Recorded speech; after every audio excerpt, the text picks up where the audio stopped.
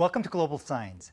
Most people love to travel, and the thought of going on an African safari is both exciting and nerve-wracking. But due to the coronavirus, people aren't traveling these days. There are gloomy reports of how hard the tourism and travel industry have been affected by the lack of travel. To learn more about the current situation, we'll be talking with Jose Cortez from Cape Town, South Africa. Jose founded A2A Safaris, the first travel agency to specialize in organizing African safaris for clients traveling from Asia. Jose, a very warm welcome to the program. Hi, Bruce. My pleasure. And thank you for having me on. Thank you very much. Jose, you have a very interesting background. You worked at Lehman Brothers, Nomura, JPmogon, and Barclays Capital. What motivated you to leave a high-paying, lucrative field to start a travel agency? Yeah, I've always had a passion, Bruce, for wild places and wilderness areas and wildlife.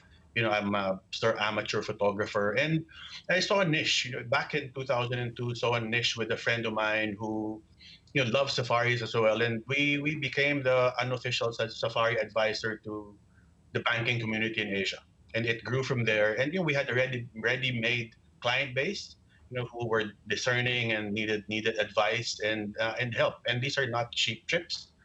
And lastly, I really think this is the only industry I know of where it's a intrinsically good industry, saving wildlife, ticking off bucket lists, and helping poor communities in Africa. I think most people will be jealous of you at this point. Now, Jose, you now live in South Africa. What measures have the South African government implemented to control the coronavirus? Yeah, in South Africa, we have the full suite. I mean, we're not as good as you guys in Korea or in Asia in general, but we do masks, social distancing, no large gatherings, and we actually had one of the hardest lockdowns in the world. We were shut down from April and really only opened in early October. So the South African government, in the kind of big scheme of things, have done a pretty amazing job, considering the resources here and the I guess, relatively developing nature of the country, right? How has South Africa's economy been affected by COVID-19? How have the other African countries' economies where you've been organizing tours been affected? Yeah, South Africa has been hit like with most countries.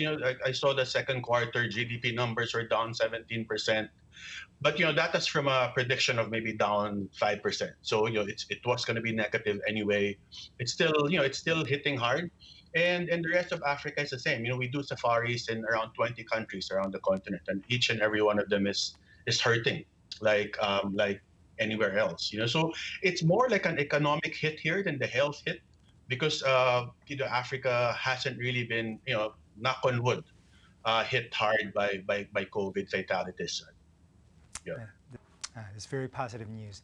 Now, Jose, how are you preparing for possible changes in the tourism industry? All the basically fiascos and maybe problems that travelers had when COVID struck, whether it's travel insurance and cancellations and, you actually, the more you need now a trusted human being on the other end of the line to speak to, versus, if you had booked something with booking.com or hotel.com, you're probably talking to some AI bot. But, we're very, very high touch, humans, our safari consultants become friends to our clients. Jose, Elon Musk is an Afrikaner. A lot of Koreans know about Elon Musk. They've bought Tesla shares. What do South African people think about Elon Musk and Tesla? South Africans are very proud of him. You usually see lots of articles about him here, but at the same time, I think they feel snubbed. They think that, hey, Elon, you're South African. Tesla should have a huge footprint and presence in South Africa now. But believe it or not, there are no Tesla. You will never see any Tesla vehicles in South Africa. There are no dealerships. They were going to set up one in 2020. Maybe it's been a bit delayed, but really more in the power that power wall, right? The batteries. But you can get a BMW, Jaguar, Audi e-vehicle here, and I saw Nissan just announced they're going to launch it in 2022. Now, finally, Jose, can you recommend any stocks to our investors today?